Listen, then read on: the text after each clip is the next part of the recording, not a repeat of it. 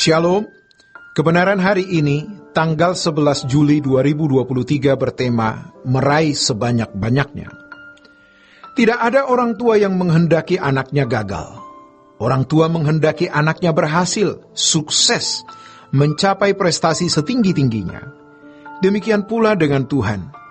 Apabila Tuhan, Ia menghendaki kita mencapai prestasi setinggi-tingginya yang dapat kita capai, sukses, keberhasilan setinggi-tingginya.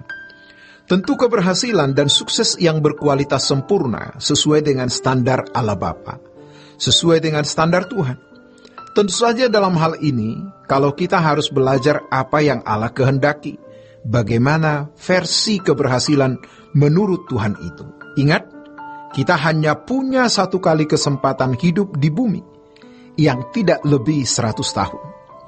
Tuhan tidak menginginkan kita meraih sebanyak-banyaknya apa yang dapat diraih di bumi ini, tetapi tidak meraih apa yang bernilai kekal. Harus diingat, kita adalah makhluk kekal. Kita harus melihat segala sesuatu dari sudut pandang kekekalan. Tidak banyak orang yang sudah bisa menyeberang, melintasi batas. Maksudnya, melintas batas ini adalah tidak lagi memiliki sudut pandang kefanaan. Memandang segala sesuatu selalu dengan sudut pandang kekekalan.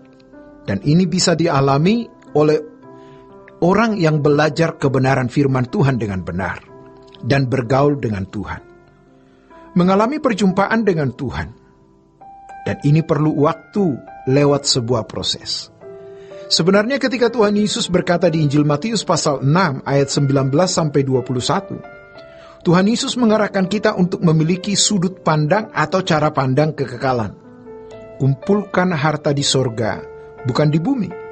Lalu diakhiri di ayat 21 dalam konteks ini, di mana ada hartamu, di situ hatimu berada.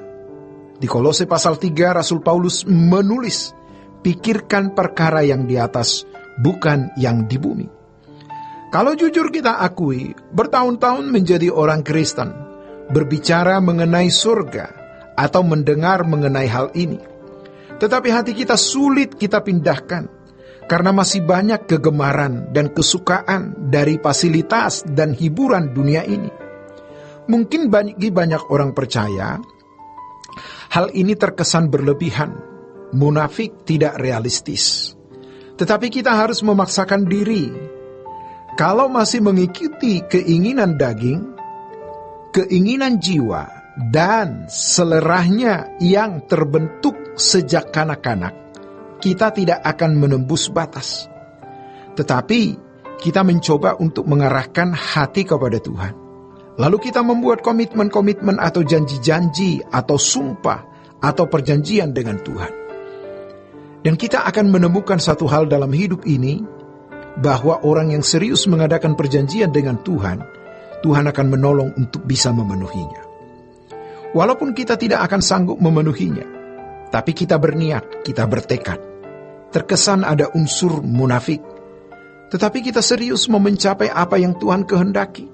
Lalu apa yang terjadi? Tuhan mengguncang hidup kita dengan banyak persoalan, dengan banyak pergumulan, kepedihan hidup. Semakin kita bisa memenuhi apa yang kita komitmenkan, kita janjikan kepada Tuhan, proses inilah yang membuat kita bisa melintasi batas. Walaupun tentu sekarang kita belum sempurna, tetapi kerinduan kita akan Tuhan semakin kuat. Keberanian kita untuk dijemput pulang Tuhan ke rumah Bapa pun bertambah pasti. Dan Tuhan menilai baik, menghargai kenekatan kita. Memang harus didorong oleh hati yang mencintai Tuhan dan memiliki pikiran realistis rohani. Realistis rohani, bukan realistis duniawi. Sebab kalau kita bicara soal langit baru bumi baru, surga kekekalan, itu dianggap mimpi, tidak realistis. Tapi kalau kita belajar kebenaran, kita berhitung di mana hidup paling lama hanya 100 tahun, dan kita adalah makhluk kekal, maka adalah realistis kalau kita memilih kehidupan di balik kubur yang kekal itu dan mempersiapkan diri untuk menghadapi kekekalan. Salah satu ciri dari orang yang sudah melihat segala sesuatu dengan perspektif kekekalan adalah dia menemukan tragisnya hidup. Melihat orang susah, orang menderita. Di sana kita melihat tragisnya hidup.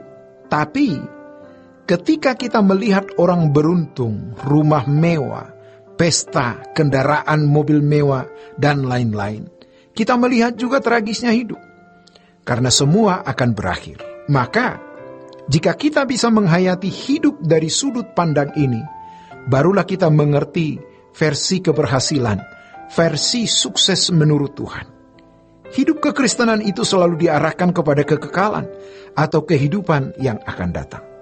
Tetapi banyak orang belum bisa dientaskan. Bapa menghajar kita untuk kebaikan kita, untuk keberhasilan kita, supaya kita beroleh bagian dalam kekudusan. Demikianlah kebenaran hari ini. Tuhan Yesus memberkati. Sola Gracia.